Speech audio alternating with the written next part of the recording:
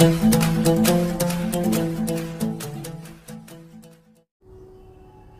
सभी लोगों का स्वागत है आपके अपने YouTube channel future online classes में। आज हम इस वीडियो में हिंदी के सेट 3 को देखने वाले हैं, जो कि आपके 4 जनवरी 2022 के एग्ज़ाम में पूछे गए ये सभी प्रश्न हैं। मतलब कि आपके प्रीवियस ईयर प्रश्न है ये, और आपको सीटेट की तैयारी करनी है तो प्रीवियस ईयर क्वेश्चन जो है लगाना ही लगाना है। तो यह हमारा सेट 3 है। इससे पहले मैंने सेट 2 तक कंप्लीट किया है। अगर आपने वो वीडियो नहीं देखा है तो प्लीज़ उस वीडियो को देख लेंगे, और अगर चैनल पर नए हैं तो चैनल को सब्सक्राइब करना नहीं भूलेंगे। जैसे कि हम चलते हैं प्रश्न के ऊपर, तो सभी को मालूम है कि आपके पहले जो प्रश्न होते हैं आपके गद्यांश से प्रश्न होते हैं, कि गद्यांश को आप लोग पढ़ें, जो कि 91 से लेकर 99 9 प्रश्न जो है आपके गद्यांश से होते हैं। गद्यांश को पढ़े और उसका उत्तर दे। तो देखिए, गद्यांश पढ़ने और इसको बनाने का तरीका जो है बेहद आसान है। आपको मैं बता दूँ, सबसे पहले जो है आपको गद्यांश नहीं पढ़ना है। अगर आपको टाइम बचाना है और अगर आपको सही उत्तर लगाना है तो सबसे पहले आपको जो है गद्यांश नहीं पढ़ना, क्योंकि गद्यांश जो है थोड़ा लेंदी भी होता है और बड़ा बड़ा भी होता है। तो गद्यांश हम छोड़ेंगे, सबसे पहले हम क्वेश्चन के ऊपर चलेंगे और तब जो है क्वेश्चन पहले पढ़ेंगे, उसके बाद जो हम लोग गद्यांश को पढ़ेंगे। जैसे यहाँ पर देखिए पहला क्वेश्चन क्या बोल रहा है कि हमारी हीनता और श्रेष्ठता का संबंध किससे जुड़ा हुआ है। अभी हमने गद्यांश नहीं पढ़ा है, पहले क्वेश्चन पढ़ लेते हैं कि हमारी हीनता और श्रेष्ठता का संबंध जो है किससे जुड़ा हुआ है। पहला ऑप्शन, देश की हीनता और श्रेष्ठता से, कोई हीन या बुरा काम, शिष्ट व्यवहार की विपरीत आचरण, देश की प्रतिष्ठा से। ये हो गया आपका क्वेश्चन, समझ गए। अब हम चलते हैं कि हमारी हीनता और श्रेष्ठता का संबंध जो है किससे जुड़ा हुआ उसको देख ले। तो अब पढ़िएगा पहला पारा को। यहाँ देखिए, हमारी हीनता और श्रेष्ठता का संबंध जो है देश की हीनता और श्रेष्ठता से जुड़ा हुआ है। मतलब कि हमारा उत्तर मिल गया कि देश के हीनता और श्रेष्ठता से जुड़ा हुआ है, समझ गए। तो इसका आंसर क्या होगा, जो अभी हम लोगों ने प्रश्न यहाँ पर 91 नंबर दिखा है कि हमारी हीनता और श्रेष्ठता का संबंध जो है किससे जुड़ा हुआ भाई, तो देश की हीनता और श्रेष्ठता से जुड़ा हुआ है। तो इसका आंसर आपका ऑप्शन ए हो जाएगा। देखिए कितना आसानी तरीके से आपने इसको सॉल्व कर लिया, हुआ कि नहीं हुआ। अब हम दूसरे प्रश्न को देखते हैं। तो यहाँ देखिए, देश का सम्मान बढ़ने से क्या आशय है। अब यहाँ पर बोल रहा है कि देश के सम्मान बढ़ने से क्या आशय है। पहला, शिष्ट व्यवहार, संस्कृति की सुरक्षा, ईमानदारी और अच्छे दिन की शुरुआत। अब हम चलते हैं ऊपर। यहाँ पर हमारा जो क्वेश्चन है कि देश का सम्मान बढ़ने से क्या आशय है, तो हम उसी के बाद पढ़ेंगे। जब हम कोई हीन या बुरा काम करते हैं तो हमारे माथे पर कलंक का टीका लग जाता है, बल्कि देश का सिर क्या होता है कि नीचा हो जाता है और उसकी प्रतिष्ठा गिरती है। क्या गिरती है, प्रतिष्ठा गिरती है। तो समझ गए इसका आंसर क्या होगा, अभी पढ़िएगा आगे। जब हम कोई श्रेष्ठ काम करते हैं तो उसमें हमारा सिर ऊंचा होता है, बल्कि हमारे देश का भी जो है सिर ऊंचा होता है और उसका गौरव बढ़ता है। इसलिए हमें कोई ऐसा कार्य नहीं करना चाहिए जिससे देश का प्रतिष्ठा पर आँच है, समझ गए। मतलब कि सम्मान की बात यहाँ पर। चलिए अब देख लीजिए क्वेश्चन क्या है, उसमें ऑप्शन दिया हुआ। तो यहाँ पर आप देख रहे हैं कि देश का सम्मान बढ़ने से आशय बोला था। तो देखिए यहाँ पर तो आपका शिष्ट व्यवहार तो होगा ही नहीं, बात कर ली। दूसरा, संस्कृति की सुरक्षा, ये जो है बात सही बोल रहा है कि अगर हम कोई काम अच्छा करेंगे तो क्या होगा कि हमारा नाम होगा। अगर हम कोई गलत काम करेंगे या बुरा काम करेंगे तो हमारे साथ साथ हमारे देश के ऊपर भी जो है क्या होगा, कलंक धब्बा लगेगा। तो ईमानदारी भी नहीं होगा इसका आंसर, और आपके अच्छे दिन की शुरुआत भी नहीं होगा। कहने का अर्थ है कि इसका अर्थ जो होगा यहाँ पर देश का सम्मान, कहने का मतलब है कि संस्कृति की सुरक्षा, समझ गए। ये दूसरा प्रश्न भी आपका क्लियर हो गया। अब हम जो है तीसरे प्रश्न को देखते हैं। यहाँ देखिए तीसरा प्रश्न क्या बोल रहा है कि शिष्ट व्यवहार का उदाहरण है। अब बताइए शिष्ट व्यवहार का उदाहरण क्या है। वचन न निभाना, अपशब्दों का प्रयोग करना, कूड़ा बाहर फेंकना, समय का पाबंद होना। अब तो ये प्रश्न तो है, आप इसी तरह बता लीजिएगा, समझ लीजिए। नहीं भी तो चलिए हम ऊपर देखते हैं कि शिष्ट व्यवहार का उदाहरण क्या होता है। ये तो ऐसे भी कर लेते हैं, लेकिन एक बार देख लेते हैं। देखिए, क्या आप अपनी चलती रेलों में, क्लबों में, चप्पलों और मोटर बसों में कहीं ऐसी चर्चा करते हैं कि हमारे देश की यह नहीं हो रहा है, वह नहीं हो रहा है और यह गड़बड़ है, यह परेशानी है। साथ ही साथ अपने देश की तुलना किसी अन्य देशों के साथ करते हैं और कौन सा श्रेष्ठ है और कौन सा देश हीन है। यदि हाँ, जब आप चिंता होती है तो देश की प्रतिष्ठा को बनाए रखने के लिए हमें क्या करना चाहिए।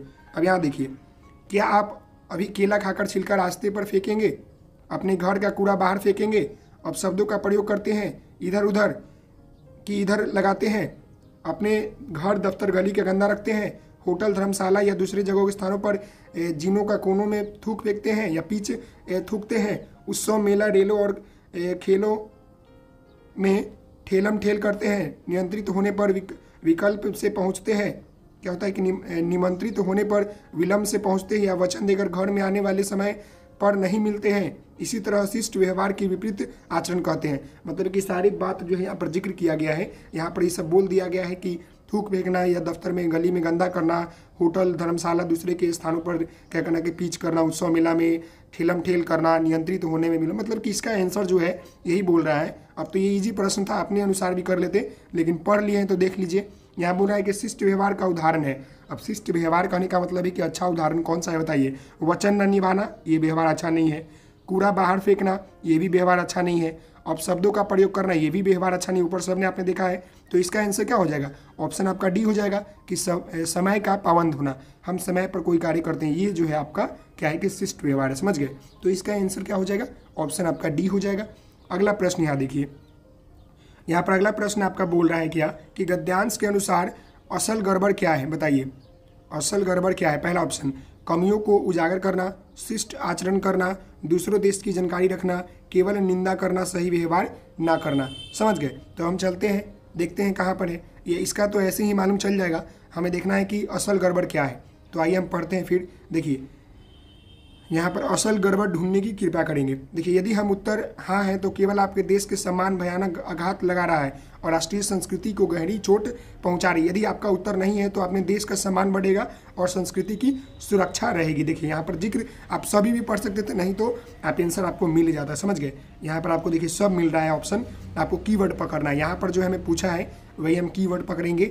हमें जो प्रश्न बोला था कि गद्यांश के अनुसार जो है गड़बड़ क्या है, तो देखिए यहाँ पर देखिए कहाँ पर जो गड़बड़ कहीं पर जिक्र किया गया है।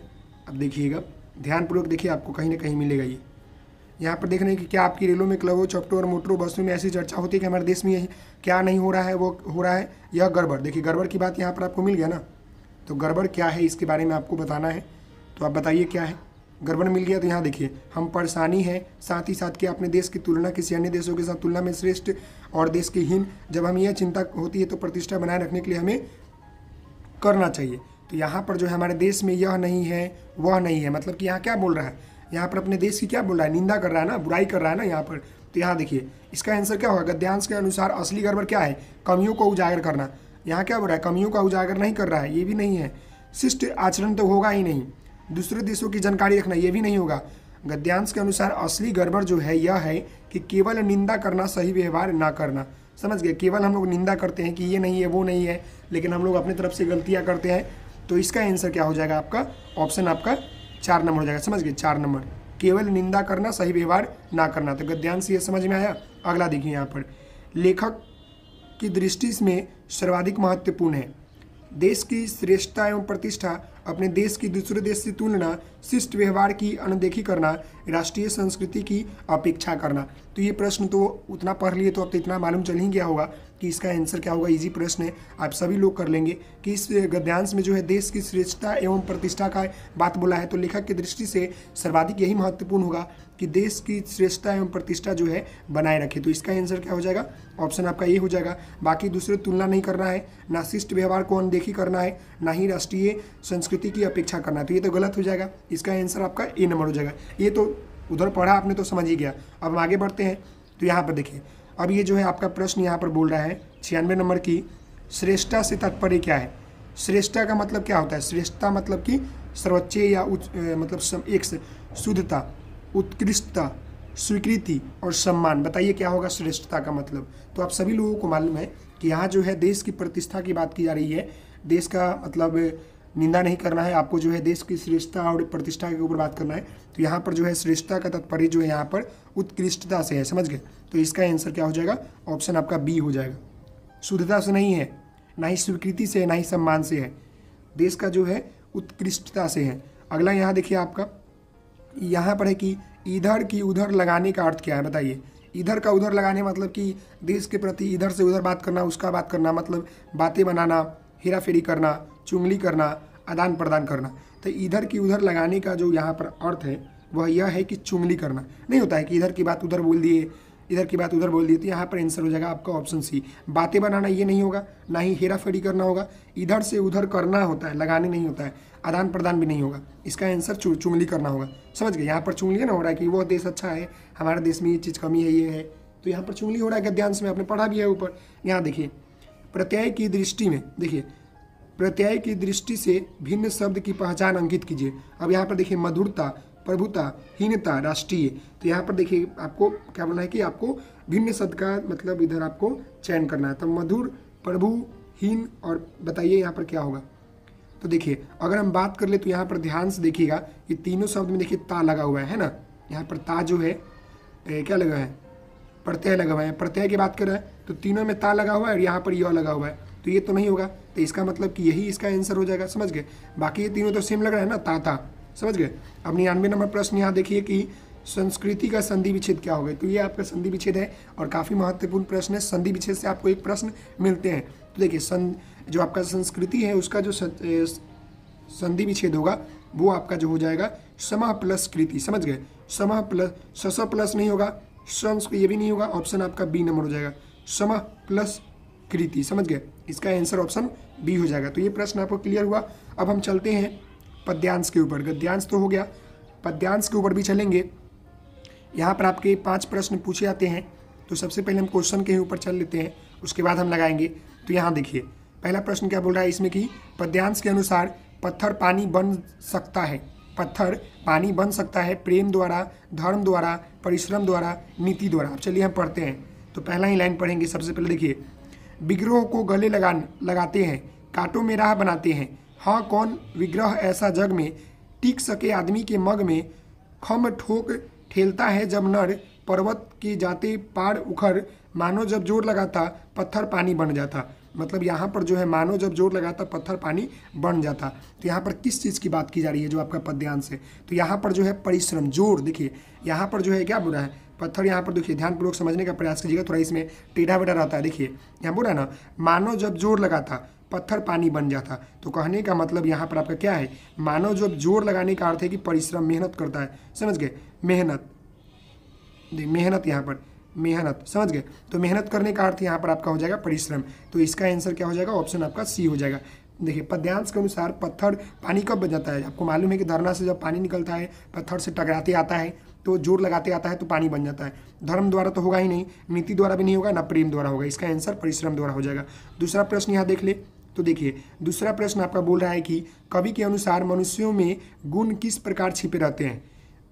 कवि के अनुसार जो है मनुष्य में जो गुण होते हैं किस प्रकार से छुपे होते हैं। पहला, मेहंदी में जैसे लाली हो, पूरब में जैसे सूरज हो, प्रकृति में हरियाली हो, सागर में पत्थर हो। चलिए देख लेते हैं कि मनुष्य के मतलब कवि के अनुसार मनुष्य में गुण जो है कैसे छिपे होते हैं। तो यहाँ देखिए, गुण बड़े एक से पखड़, मतलब एक से बड़े गुण होते हैं। हाँ छिपे मानव के भीतर, मेहंदी में जैसे लाली हो। मिल गया ना। देखिए हाँ छिपे मानव के भीतर, गुण जो है मानव के मतलब भीतर छिपे होते हैं एक से अधिक, लेकिन कैसे छिपे होते हैं। यहाँ पर आप देखिए, मेहंदी में जैसे लाली हो। तो इसका आंसर क्या हो जाएगा कि कवि के अनुसार जो है मनुष्य के गुण जो है किस प्रकार छिपे होते हैं। तो जिस प्रकार मेहंदी में लाली होता है उसी प्रकार जो है मनुष्य के भीतर जो है गुण छिपे होते हैं। तो इसका आंसर क्या हो जाएगा, ऑप्शन आपका ए हो जाएगा। देखिए पहले आप क्वेश्चन पढ़िएगा तब जो है आप पद्यांश पढ़िएगा चाहे गद्यांश पढ़िएगा। तो ऐसे क्या होगा कि जल्दी आप पकड़ लीजिएगा। हाँ तो पहले पढ़ेंगे फिर आप ढूंढेंगे, इससे होगा कि जल्दी पहले इसको पढ़ ले अब वहाँ पर चले जाइए। समझ गए। अब अगले प्रश्न को यहाँ देख लीजिए 102 नंबर,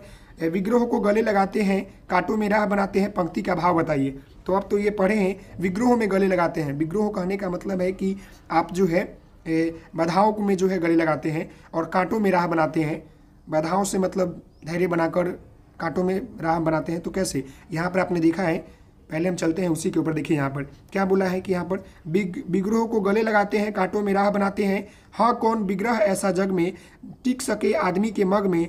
खम ठोक ठेलता जब नर, पर्वतों के जाते पाक उखाड़। मानो जब जोर लगाता पत्थर पानी बन जाता। तो मतलब कहने का मतलब है कि ये क्या है कि इसका जो भाव होगा कि विग्रह को गले लगाते हैं, मतलब कि पहला ऑप्शन देखिए, ऑप्शन देख लीजिए, विपत्ति से सहन शक्ति नहीं रखते, ये तो होगा ही नहीं। दूसरा देखिए, बाधाओं का धैर्य एवं परिश्रम से सामना करते हुए विजयी होना, ये तो लग रहा है भाई सही। तीसरा भी देख ले, विपत्ति में पीठ दिखाकर भागने की बात तो होगा ही नहीं। राह में थक कर सो जाते, ये भी नहीं होगा। देखिए ये तो एलिमिनेट हो गया ना, ऑप्शन आपका बी इसका आंसर हो जाएगा। विग्रह को गले लगाते हैं, कांटों में राह बनाते हैं, पंक्ति का जो भाव है कि बाधाओं को धैर्य एवं परिश्रम से सामना करते हुए विजयी होना। समझ गए। तो इसका आंसर क्या हो जाएगा, ऑप्शन आपका बी हो जाएगा। अगले यहाँ प्रश्न को देखिए। तो अगला प्रश्न यहाँ पर है कि वर्तिका का अर्थ क्या है। यहाँ पर देखिए आपको वर्तिका का यहाँ प्रयोग किया है, हम देख लेंगे। देखिए, मेहंदी जैसे लाली हो, वर्तिका बीच उजियाली हो, बत्ती जो नहीं जलाता रोशनी नहीं वो पाता। समझ गए, वर्तिका बीज उजाली हो, समझ गए। तो यहाँ पर कहने का मतलब है कि वर्तिका का यहाँ पर बीज की बात, देखिए यहाँ पर क्या बोल रहा है, दीपक की बात बोला जा रहा है। यहाँ पर देखिए कि यहाँ पर क्या बोला कि बत्ती जो नहीं जलाता रोशनी वो नहीं पाता। समझ गए, तो इसका जो आपका आंसर होगा वो क्या होगा, दीपक की बाती। समझ गए, जो दीपक की बाती, ऐसे आपने देखा होगा दीपक ऐसे रहता है तो इसमें जो बाती लगा होता है इसी की बात कर रहा था। सूरवीर की बात नहीं हो रहा है, बहादुर की सुरमा की बात नहीं हो रहा है यहाँ पर। इसका आंसर जो होगा आपका ऑप्शन सी नंबर हो जाएगा। समझ गए, दीपक की बाती जो हम लोग कैंडल में लगाते हैं ना ऐसे वाला, या दीपक ऐसे जो होता है इसमें जो लगाते हैं रुई का, वो। समझ गए। अब यहाँ पर देखिए आपका 104 नंबर प्रश्न है कि रोशनी का विलोम शब्द क्या होगा। रोशनी का तो मालूम ही है, अंधेरा, चमकीला, प्रकाश, रश्मि। तो यहाँ पर इसका आंसर क्या होगा, आप सभी लोगों को मालूम है कि रोशनी मतलब प्रकाश होता है, प्रकाश का अंधेरा आपका अंधेरा हो जाएगा, रोशनी का अंधेरा, इसका आंसर ऑप्शन नहीं हो जाएगा। नेक्स्ट यहाँ पर आपका 105 नंबर प्रश्न क्या बोला, देख लीजिएगा कि यहाँ पर आपके मुहावरे से प्रश्न है कि पाँव उखाड़ना मुहावरे का अर्थ क्या है। यहाँ पर ऑप्शन देखिए, पैरों पर खड़ा होना, पैरों से ताकत लगाना, ठनक जाना और हिम्मत हारना। देखिए, पाँव उखड़ना मतलब कि पाँव थक जाना होता है, होगा। पैर का खड़ा होना ये तो होगा ही नहीं, पैरों से ताकत लगाना ये भी नहीं होगा, ठनक जाना ये भी नहीं होगा। इसका आंसर आपका डी हो जाएगा कि हिम्मत हारना। पाँव उखड़ जाना नहीं बोला जाता है कि अब हमसे चला नहीं जाता क्योंकि मेरा पाँव उखड़ गया है, मतलब कहने का मतलब है कि आपने हिम्मत हार गया। समझ गए। अगला यहाँ देखिए, अब आपके जो है अगला आपका यहाँ पर 106 नंबर प्रश्न क्या बोला, उसको ध्यानपूर्वक देखिएगा कि निम्नलिखित में से कौन सा लेखन कौशल का उच्चतम स्तर है। अब आपके जो है वो प्रश्न क्लियर हो गए। अब हम चलते हैं पेडागोजी के प्रश्न पर। यहाँ पर प्रश्न बोल रहा है कि निम्नलिखित में से कौन सा लेखन कौशल का उच्चतम मतलब क्या है कि स्तर है। पहला, सही वर्तनी, संयुक्ताक्षर लिखना, लेख लिखना, वाक्यों में कठिन शब्दों का प्रयोग करना। तो देखिए, निम्नलिखित में से जो लेखन कौशल का जो उच्चतम स्तर है वो आपका जो है क्या है कि लेख लिखना। समझ गए, उच्चतम बोला है। सही वर्तनी लिख देंगे तो क्या वो नहीं ना होगा। लेख लिखेंगे, मान लें कि बहुत सारे, तो इसमें बहुत सारी बातों को लिखेंगे। क्या होता है कि भाषा के स्थायी रूप देने के लिए विभिन्न ध्वनि चिन्हों का प्रयोग करते हुए जब वो लिखेंगे तब जो है उनका क्या होगा कि उच्चतम स्तर होगा। लेख में बहुत तरह का प्रयोग किया जाता है, तो इसका आंसर ऑप्शन आपका सी हो जाएगा। समझ गए। अगला यहाँ प्रश्न देखिए आपका 107 नंबर कि आप भाषा, देखिए आप जो है भाषा शिक्षक के रूप में पाठ्य सामग्री के किस स्वरूप को अपनाना चाहेंगे। आप जो है भाषा शिक्षण के रूप में पाठ्य जो आपके सामग्री है उसको जो है किस स्वरूप में अपनाना चाहेंगे। पहला ऑप्शन मूर्त विचारात्मक और विश्लेषणात्मक, अमूर्त विचारात्मक, विवरणात्मक और यहाँ पर है विश्लेषणात्मक। मूर्त आपके विवरणात्मक और अवधारणात्मक, फिर है अमूर्त अवधारणात्मक और अवधारणात्मक। समझ गए। तो यहाँ पर देखिए मैं आपको बता दूं कि भाषा शिक्षक के रूप में जो है पाठ्य सामग्री के लिए ये शिक्षक जो होंगे वह हमेशा जो है मूर्त, विवरणात्मक और विश्लेषणात्मक का जो है तरीका अपनाएंगे, क्योंकि भाषा सीखने के लिए अनेक विधियाँ होती हैं और अधिक विधियों में विकास द्वितीय भाषा से सीखते के संदर्भ में होती है, जो कि अनुकरण विधि, आपकी व्याकरण विधि, इकाई विधि, आगमन और निगमन विधि होते हैं। तो इसका जो आंसर होगा आपका वो ऑप्शन आपका ए नंबर हो जाएगा। समझ गए कि मूर्त, विवरणात्मक और विश्लेषणात्मक पाठन सामग्री का स्वरूप अपनाएंगे। समझ गए। तो ये दो प्रश्न क्लियर हुआ। नेक्स्ट प्रश्न यहाँ पर है कि पियाजे के अनुसार भाषा अर्जन की प्रक्रिया क्या है। तो देखिए, पियाजे के अनुसार जो भाषा अर्जन की जो प्रक्रिया है वो आपके जो है युक्तिजन्य है। समझ गए, क्या है युक्तिजन्य। तो इसका आंसर क्या हो जाएगा, ऑप्शन आपका सी हो जाएगा। समझ में आ रहा है। भाषा के अंतर्गत क्या होता है कि लिखना, पढ़ना, बोलना, संकेत आदि का जो होता है मुखरित होता है। और बच्चे में भाषा सीखने की क्षमता जो होती है जन्मजात होती है। प्रारंभ में बच्चे अस्पष्ट अटपटी वाणी द्वारा अपने विचार प्रकट करते हैं। तो इसका क्या होगा कि युक्तिजन्य होता है। समझ गए। अगले प्रश्न को देखते हैं। तो यहाँ देखिए अगला प्रश्न आपका यहाँ पर बोल रहा है कि एक विद्यार्थी जिसके घर की भाषा और विद्यालय की भाषा अलग अलग है, आप एक संसाधन के रूप में उसकी कैसे मदद कर सकेंगे। आपको मालूम है कि एक बच्चा है जिसका घर की भाषा और विद्यालय की भाषा क्या है, अलग अलग है, तो आप जो है एक संसाधन के रूप में उसकी कैसे मदद करेंगे। पहला ऑप्शन देखिए, उसे कक्षा में अधिक समय और ध्यान देंगे। नहीं, ये तो होगा ही नहीं। उसे कक्षा में अधिक समय देने और ध्यान देने की बात केवल किसी एक बच्चों पर नहीं देना, ये तो आपका नेगेटिव वर्ड हो जाएगा। दूसरा देखिए, कक्षा में बहुभाषिकता का संसाधन के रूप में उपयोग करेंगे। ये जो है सही है। बहुभाषिकता मतलब जिसमें एक से ज़्यादा भाषा का प्रयोग हो। और देखिए, उसको गृह कार्य से संबंधित कार्यों में लचीलापन देंगे। नहीं, गृह कार्य में भी नहीं देंगे। कक्षा में उसकी मातृभाषा में शिक्षण करेंगे नहीं, उसकी मातृभाषा में क्यों करेंगे भाई, केवल एक विद्यार्थी को ध्यान थोड़ी देना है, तो ये भी आपका गलत हो जाएगा। तो इसका आंसर जो होगा कि ऑप्शन आपका बी हो जाएगा कि कक्षा में जो है बहुभाषिकता को संसाधन के रूप में उपयोग करेंगे, जिससे क्या होगा कि वह बच्चा जिसका घर में भाषा अलग है, विद्यालय का भाषा अलग है, तो एक संसाधन के रूप में हम इसे प्रयोग कर सकते हैं। समझ गए। अगले प्रश्न को देखते हैं। यहाँ पर आपका 110 नंबर प्रश्न बोल रहा है कि ट्रांस जो आपका लैंग्वेजिंग जो कि एक भाषा से दूसरी भाषा में जाना जाता है के संबंध में इन कथनों और ब पर विचार करें। जो ट्रांस लैंग्वेजिंग, यहाँ पर पहला देखिए, ट्रांस लैंग्वेजिंग बहुभाषावाद का एक लचीला स्वरूप है, पहला। दूसरा देखिए यहाँ पर कि ट्रांस लैंग्वेजिंग संप्रेषण क्षमता के संवर्धन के लिए जानी गई है, भाषाओं के बीच एक भाषा से दूसरी में व्यवहार क्या है करना है। तो यहाँ पर आप ध्यानपूर्वक देखिएगा कि यह जो पहला बोला गया है कि ट्रांस लैंग्वेजिंग जो बहुभाषावाद का एक लचीला स्वरूप है, तो ये बात जो आपका सही है। दूसरा भी जो है आपका कि संप्रेषण क्षमता की बात किया जा रहा है, तो ये भी जो है क्या है कि सही है। तो इसका आंसर अ और ब जो है दोनों सही है। देखिए आप, अ और ब जो है दोनों सही है, इसका आंसर ऑप्शन आपका सी हो जाएगा। समझ गए। नेक्स्ट यहाँ प्रश्न है कि समग्र भाषा उपागम में भाषा अधिगम के लिए एक उपकरण के रूप में क्या प्रयोग किया जाता है। तो देखिए समग्र भाषा उपागम में जो है भाषा अधिगम के लिए निम्नलिखित में यहाँ पर देख ले, क्रिया का तो प्रयोग करेंगे नहीं, साहित्य सही लग रहा है, बाल कविताएं का भी प्रयोग नहीं करेंगे क्योंकि समग्र मतलब भाषा उपागम सीखना है, खिलौना का तो होगा ही नहीं। तो कहने का अर्थ है कि समग्र भाषा उपागम में भाषा अधिगम के लिए जो है हम लोग जो उपकरण का प्रयोग करेंगे वो आपका जो होगा साहित्य होगा। समझ गए। तो ये प्रश्न इसका क्लियर हो गया। अगला यहाँ पर आपका जो प्रश्न है 112 नंबर कि कुल भौतिकी प्रक्रिया जैसे TRP में किसकी केंद्रीय भूमिका होती है, शिक्षक की, अभिभावक की, परिवार की, विद्यार्थी की। तो देखिए कुल भौतिक प्रक्रिया TRP में जो होता है आपका जो होता है एक शिक्षक की जो मतलब भूमिका जो होती है क्या होती है, केंद्रीय होता है। तो इसका आंसर क्या हो जाएगा आपका, ऑप्शन आपका ए नंबर हो जाएगा। समझ गए। कुल भौतिकी प्रक्रिया जो TRP या टोटल, इसको हम लोग बोलते हैं कि टोटल फिजिकल रिस्पॉन्स, जो कि अमेरिका मनोवैज्ञानिक डॉक्टर जेम्स आशेर द्वारा बनाया गया था, और यह इस अनुभव पर आधारित था कि मनुष्य अपनी पहली भाषा कैसे सीखता है, उसी को TRP बोलते हैं। समझ गए। तो यह जो है पूरी तरह से किस पर मतलब केंद्रित भूमिका होती है, शिक्षक की होती है। अगला देखिए काफ़ी इंपॉर्टेंट प्रश्न है कि राष्ट्रीय पाठ्यचर्या रूपरेखा 2005 के आधार पर पठन कौशल से क्या तात्पर्य है। पठन कौशल पढ़ने से क्या तात्पर्य आपको बताना है। शुद्ध उच्चारण करना, अक्षरों को पढ़ना, समझ के साथ पढ़ना, कठिन वाक्यों को पढ़ना। तो देखिए अक्षरों को पढ़ना, फिर आपका शुद्ध उच्चारण करना, या समझ के साथ पढ़ना, या कठिन वाक्यों को पढ़ना, ये चारों ऑप्शन में से जो है मैं आपको बता दूं कि शुद्ध उच्चारण की बात नहीं करता है, ना ही अक्षरों को पढ़ने की बात करता है, और ना ही कठिन वाक्यों को पढ़ना मतलब पढ़ना। इसका जो आंसर होगा कि राष्ट्रीय पाठ्यचर्या रूपरेखा 2005 के अनुसार जो है पठन कौशल से तात्पर्य जो है वो है कि समझ के साथ पढ़ना। जो चीज़ हम पढ़े उसे क्या करें, समझे या समझे। समझ गए। तो इसका आंसर ऑप्शन सी हो जाएगा।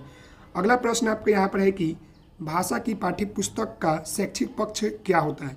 भाषा का जो पाठ्य पुस्तक होता है उसकी शैक्षिक पक्ष जो होता है क्या होता है। पहला ऑप्शन पुस्तक की वर्तनी, पुस्तक में चित्रों का स्थान, विषय वस्तु का चयन, वर्तनी एवं चित्र सज्जा के आधार उत्तम विषय वस्तु। तो देखिए भाषा की पाठ्य पुस्तक का शैक्षिक पक्ष जो होता है आपका जो होता है विषय वस्तु का चयन होता है कि आपने विषय वस्तु का चयन जो है कैसे किया है। बाकी आपका पुस्तक का वर्तनी नहीं होता है, ना ही उसका चित्र का स्थान होता है, ना ही वर्तनी का चित्र सज्जा के साथ। ये गलत है। आपका ऑप्शन आपका सी हो जाएगा। समझ गए। अगले प्रश्न की ओर बढ़ते हैं। तो यहाँ देखिए अगला प्रश्न आपको यहाँ पर 115 बोल रहा है कि विद्यार्थियों को दी जा रही गतिविधियों पर विचार कीजिए। निम्नलिखित में से कौन सी गतिविधियाँ संप्रेषण कौशल विकसित करने के लिए आप अपनाना चाहेंगे। पहला ऑप्शन वह एक अभिनेता है। दूसरा सप्ताहांत पर मैं सुबह खाली स्थान जा रहा हूँ, फिर मैं शाम 5 बजे तक खाली स्थान वापस आऊँगा, खाली स्थान। तीसरा अपने मित्र से पूछो कि वह सप्ताहांत में कहाँ जाना पसंद करता है और क्यों। चौथा देख लीजिए अपने सहपाठी से उन 2 बिंदुओं के बारे में पूछे जिसका ध्यान से वे समूह चर्चा के साथ रखता या रखती है। तो ये तो सही लग रहा है थोड़ा सा। अब हम देखेंगे समझेंगे इस बातों को। तो यहाँ देखिए, यहाँ पर है वह एक अभिनेता खाली स्थान है। अच्छा है, तो ये कहीं यहाँ पर संप्रेषण कौशल का विकास हो रहा है? नहीं ना हो रहा है। संप्रेषण मतलब कहने के ज़्यादा की बातें वार्तालाप तो नहीं हो रहा, तो गलत हो जाएगा। सप्ताहांत पर मैं सुबह जा रहा था और फिर मैं शाम को 5 बजे वापस आ जाऊँगा, तो ये भी नहीं है। अब यहाँ देखिए 3 और 4 को ध्यान पूछिएगा। अपने मित्र से पूछो कि वह सप्ताहांत में कहाँ जाना पसंद करता है और क्यों। यहाँ पर क्यों आ गया, तो मतलब यहाँ पर संप्रेषण की बात होगी, वहाँ पर चर्चा होगी। यहाँ देखिए, अपने सहपाठी से उन 2 बिंदुओं के बारे में पूछिए जिसका ध्यान जो है वो समूह चर्चा की बात मतलब कि पॉजिटिव वर्ड है, आपका ये सही हो जाएगा। 3 और जो है 4 आपका सही है। ऑप्शन में आप देख लें 3, 4 आपको यहाँ पर मिल रहा है, तो इसका आंसर क्या हो जाएगा? ऑप्शन आपका डी हो जाएगा। समझ गए? अगले प्रश्न की ओर बढ़ते हैं।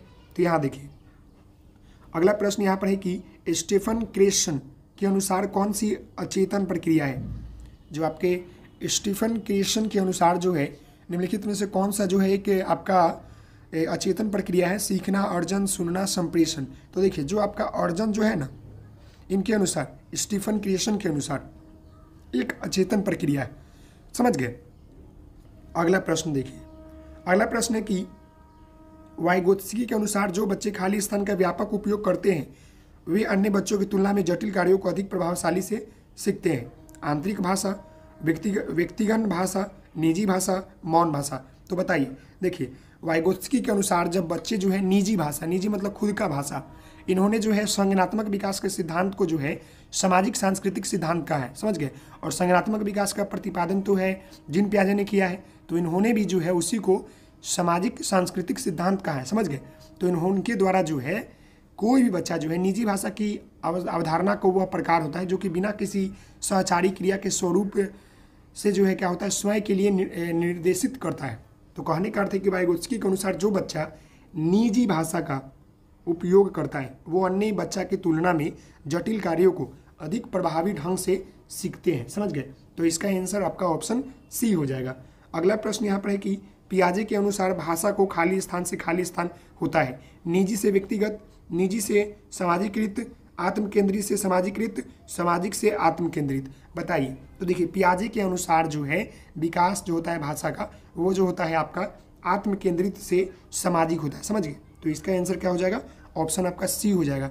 जिन पियाजे के अनुसार भाषा अन्य क्या होता है कि संज्ञानात्मक तंत्रों की भांति परिवेश के साथ अंतःक्रिया के माध्यम से विकसित होती है। तो इसका क्या हो जाएगा कि आत्म केंद्रित से सामाजिक। समझ गए? अगले प्रश्न को देखते हैं। तो यहाँ पर देखिए, यहाँ पर आपका 119 नंबर प्रश्न क्या बोल रहा है, देखिएगा। कक्षा में चर्चा के दौरान कक्षा 4 के एक विद्यार्थी भ्रष्टाचार के कारकों पर दृष्टिकोण प्रस्तुत करती है। इन दौरान न तो वह दूसरे के विचारों को सहमति प्रकट कर रही है, ना ही वह दूसरों के नज़रिए से विषय वस्तु को देखने की कोशिश कर रही है। पियाजे के अनुसार वह किस प्रकार की भाषा में शामिल है? आत्म केंद्रित भाषा, सामाजिक भाषा, व्यक्तिगत भाषा, निजी भाषा। तो निजी भाषा तो होगा ही नहीं। क्यों नहीं होगा भाई? क्योंकि निजी भाषा की बात तो हमारे वाइगोत्स्की जी करते हैं। तो यहाँ पर जो है क्या होगा, अभी आपने देखा है कि आत्म केंद्रित से सामाजिक की तरफ बढ़ता है। तो यहाँ पर क्या हो रहा है कि आत्म केंद्रित इसका आंसर आपका हो जाएगा कि यह जो है पियाजे के अनुसार वह जो है आत्म केंद्रित भाषा में शामिल है। जिन पियाजे ने विकास के पूर्व संक्रियात्मक काल जो कि 2 से 7 वर्ष तक की है, बालक क्या होता है कि इसमें आत्म केंद्रित चिंतन भाषा का प्रवृत्ति रखता है। इस अवस्था में उसका जो होता है चिंतन साधारण एवं सरल होता है। वह भाषा के माध्यम से अपने विचारों को व्यक्त करता है। तो इसका क्या हो जाएगा? सामाजिक नहीं होगा, ये तो आपका हो जाएगा वो वाइगोत्स्की। समझ गए? अगला देखिए, जिन पियाजे तो काफ़ी इंपॉर्टेंट है, हर साल प्रश्न इसे पूछे जाते हैं हर पेपर में। जिन पियाजे के सिद्धांत के अनुसार विद्यार्थियों को देखिए व्याकरणीय संरचनाओं को समझने के लिए भाषा शिक्षण को क्या करना चाहिए? जिन पियाजे के सिद्धांत के अनुसार विद्यार्थियों को व्याकरणीय संरचनाओं को समझाने के लिए भाषा शिक्षक को क्या करना चाहिए आपको बताना है। ऑप्शन देखिए, समृद्ध लिखित सामग्री प्रदान करे और विद्यार्थियों को विभिन्न संरचनाओं की खोज करने दे। ये सही लग रहा है, लेकिन आगे भी देखेंगे। दूसरा, विद्यार्थियों को अधिक से अधिक व्याकरणीय अभ्यास कराने की, ड्रिल मेथड नहीं करना है, कभी नहीं, अभ्यास करने की बात नहीं करता, ये निगेटिव है आपका।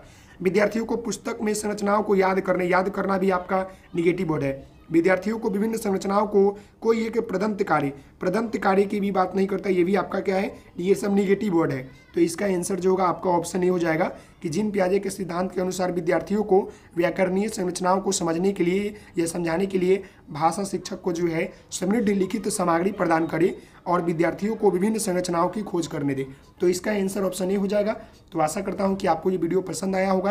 तो प्लीज़ आप सभी लोग इस वीडियो को लाइक करेंगे, शेयर करेंगे, सब्सक्राइब करेंगे। Thank you so much. जय हिंद, जय भारत। तो मिलते हैं नेक्स्ट वीडियो में, तब तक के लिए धन्यवाद।